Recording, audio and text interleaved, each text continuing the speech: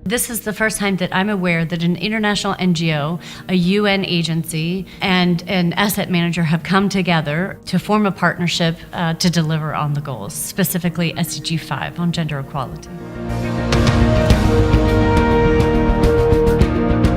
My name's Katherine Milligan. I'm the head of Gender and Diversity for Bamboo Capital Partners. My name's Vanessa Erogbogbo. I work at the International Trade Center, and I'm the chief of the Sustainable and Inclusive Value Chain section. The International Trade Center is an international organization. We are the joint technical assistance agency of the World Trade Organization and the United Nations. In my role, one of the key areas of work is on women in trade, and we have a flagship initiative called SheTrades, and our goal is to connect 3 million women to market by 2021.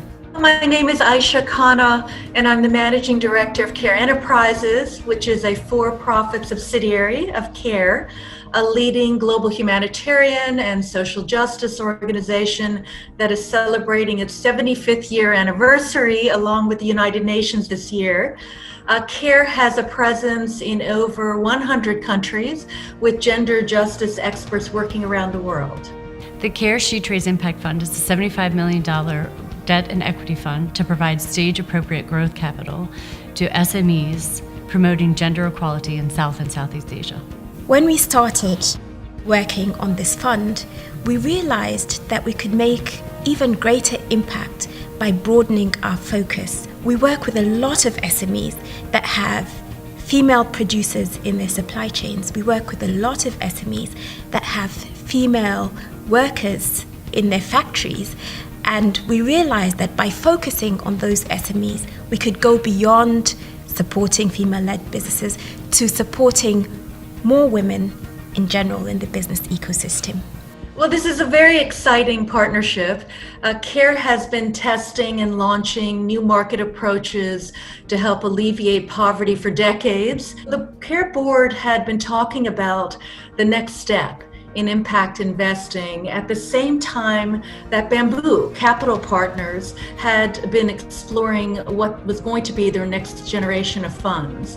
We began to discuss a gender-focused impact fund with an in-depth, holistic methodology that leveraged CARE's expertise in a region where we both had a footprint. Bamboo is bringing its track record of managing investments in emerging markets for nearly a decade and a half. The International Trade Center is bringing its portfolio of small and medium enterprises that are created by women and serve women. And CARE, the NGO, the other partner of this fund, is bringing a deep bench of gender expertise. It was a very organic partnership, and something that came through very clearly was this shared spirit of innovation and dynamism that I think brought us together on that shared goal of gender equality through investment. The first is to be crystal clear about the why. It really needs to be about what the objective is, what you're trying to achieve, who you're trying to serve, what are the investable business models that you're seeing on the ground, and what's your goal, what's the vision for how you're serving them. The advice I'd have for others who are considering similar partnership, I think is quite straightforward. The first one is to identify a partner who you can trust. The second one is to be prepared to give. Giving your networks, giving your contacts, giving your information, giving your knowledge, and that makes the partnership feel really fulfilling. The third piece of advice I'd give is to make sure that you have something really solid that binds you together. And for us, that's the goal of gender equality.